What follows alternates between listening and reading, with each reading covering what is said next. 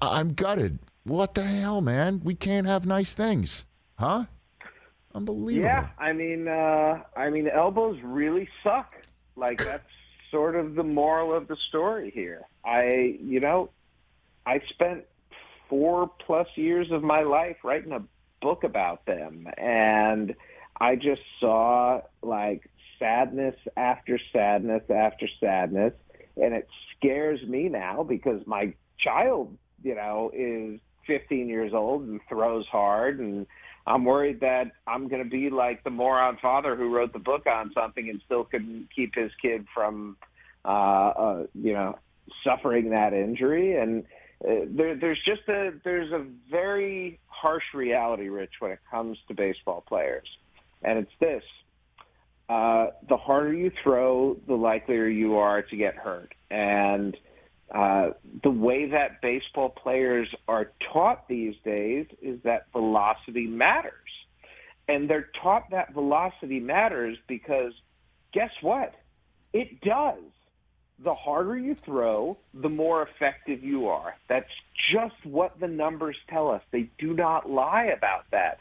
And while we can all sit here and romanticize Greg Maddux and Tom Glavine and, the elite nibblers of any particular era, they're not the norm. And they certainly, I don't think, would play as well in this velocity-rich environment these days that exists.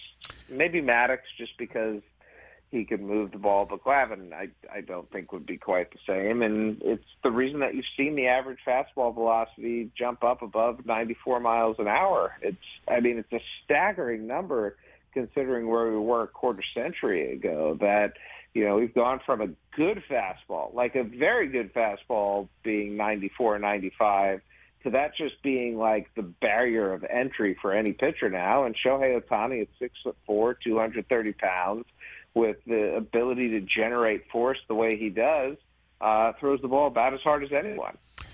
And the vagaries of that body part or body joint and its associated ligaments just shows that Ohtani is human. Now that it's twice now.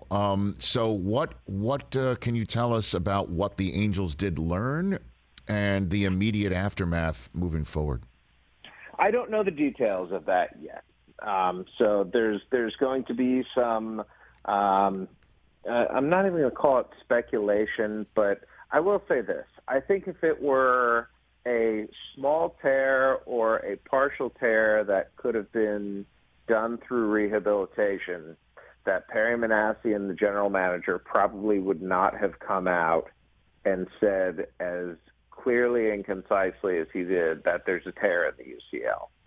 Generally speaking, that when a general manager comes out and is that clear with the injury and isn't talking about forearm tightness or talking about the flexor mass or, talking about any of those things in very specific language like that, that means Tommy John surgery is probably coming. Now, I hope I'm wrong about this, but let's remember the last time Ohtani had it. I don't know if you recall this, but during the winter meetings, like right around when he signed, I got tipped off that his elbow was not clean. And I wrote something about it, and the Angels came out and said, yeah, he's fine. And then 6 months later, it blew out finally.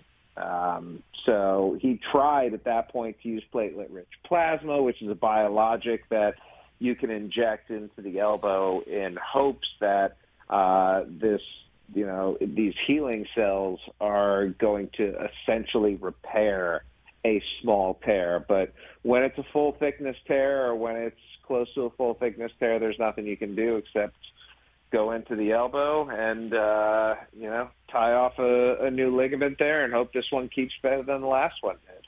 Jeff Passan from ESPN and the author of The Arm, Inside the Billion-Dollar Mystery of the Most Valuable Commodity in Sports, right here on the Rich Eisen Show.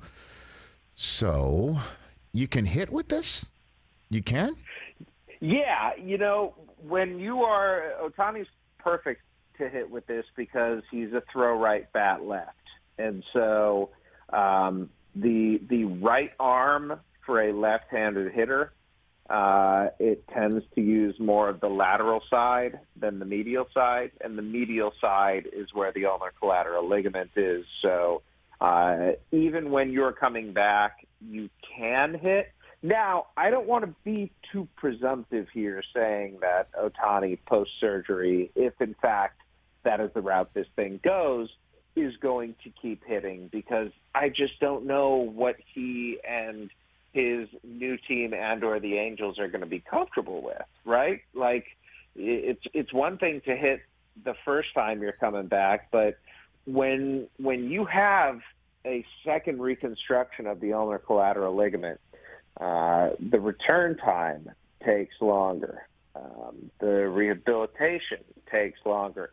Everything about it is problematic and troublesome, and there are opportunities for things to go really awry.